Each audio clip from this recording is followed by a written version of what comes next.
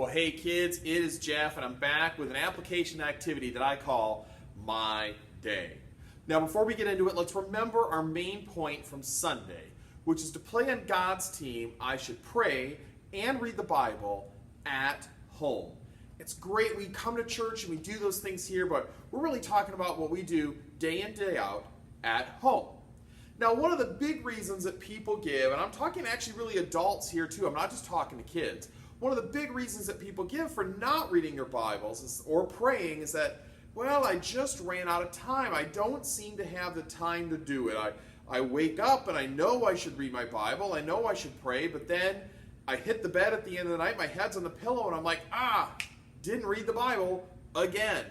It's really hard, it seems, for us to make time for it. And so what I want to do is take a look at our day and see what kind of time we have, and then kind of see what we discover from that. I have got here a stack of 24 cups. Coincidentally, there are 24 hours in the day. Now, I know some of you jokesters out there saying, oh, but leap day and daylight savings time and all that have different amount of hours. I got you, but 360 some days a year, we all have 24 hours, and so that's what we're dealing with here, okay?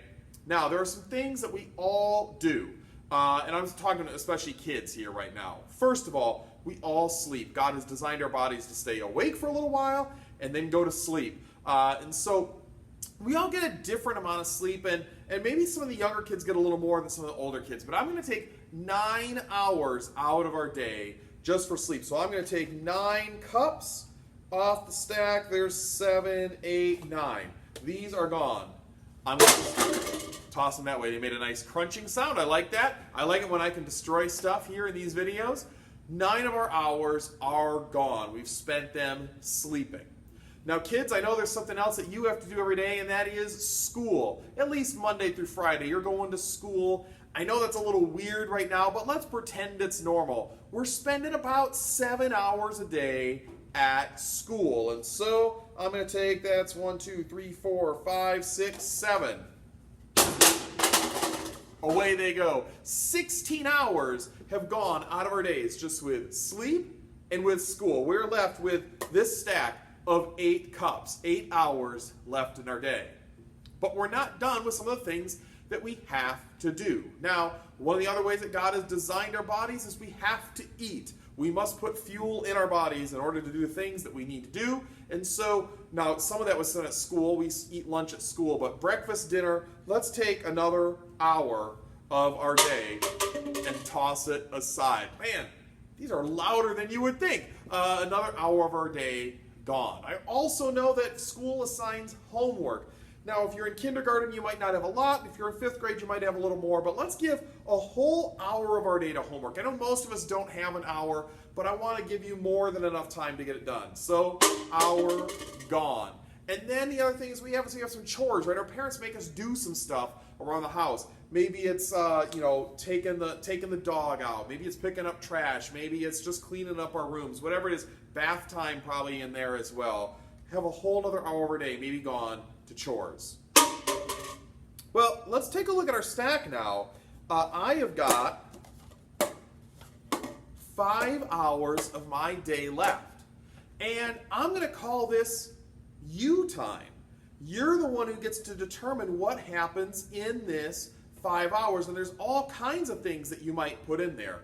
Coming to church on Sunday, I sure hope, is a part of this mix. Playing with your friends, being on a sports team or taking ballet lessons or something like that. That could be on here some days. Playing video games, painting, reading, watching TV, watching YouTube, and, of course, praying and reading our Bibles. But I think my point is this. You've got 5 hours every day to fit in the things that you want to fit in.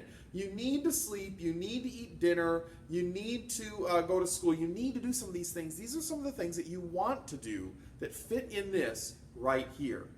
Now, I don't know about you, but if I have 5 hours of personal time that I just get to determine whatever I want to every day, I should have more than enough time to pray and read the Bible at home. Because I'm not even talking about spending a whole hour on that. I'm saying 20 to 30 minutes is pretty good. You could read a story from the Bible. You could spend a little bit of time praying to God. The more you do it, maybe the longer you go. But to start out with 20 to 30 minutes a day is a pretty good amount of time. Definitely, you could find that 20 to 30 minutes in this 5 hours right here. Now, how do you do it? Because like I said, most of us hit the bed every night and go, man, I just didn't have the time. Couple ways that I would suggest. One is prioritize it. So that means if you're going to watch something on YouTube, if you're going to play Minecraft, if you can do something like that, ask yourself the question first, have I prayed and read my Bible? And if the answer is no, then stop what you're doing, pick up a Bible, read it real quick, pray, and then you've got it done. Then you can go on and do the other things. So prioritizing it like that can be a really good strategy to making sure that you prioritize 20, 30 minutes out of this 5 hours to get it done. You could also say, I'm going to do it at a certain time every day. Like my son Caleb, every night has his Bible with him in bed, and we bought him a little flashlight to go with his bed. And the first thing he does when he hits the pillow is he takes that flashlight out and he reads something out of the Bible every night. That's his time. He's got it prioritized. So he does all his YouTube watching. He doesn't watch YouTube really, but he does all his Prodigy and Minecraft playing. He watches cartoons. He does all of that during the day. And then the first thing he does when it's bedtime is he gets that Bible out, gets that flashlight out, and he reads the Bible. So you can do it like that. You can set a certain time of the day, or you can just say, I'm going to do this before I do any of the I want to kind of things in my day. Whatever it is you do to make sure that you prioritize spending time with God, reading the Bible, praying, that is a really important thing for you to do. Like we said, to play on God's team, we have to pray and read the Bible at home every day. You know, we said that one of the reasons that's important is because that is like our practice or our preparation for life. It's through that time of reading the Bible and praying that we understand God's playbook and what He wants us to do in life, and then we can live the perfect, spectacular life that He has planned only for us. I hope this helps you see that I didn't have time is not really the right thing to say when we don't read the Bible, when we don't pray. It really is, I forgot to prioritize it. I hope you are able to prioritize it, especially since we have a little bit more time at home right now. We're not at school 7 hours a day right now. So have fun, read that Bible, pray. You're going to be glad you did. Bye-bye, everybody.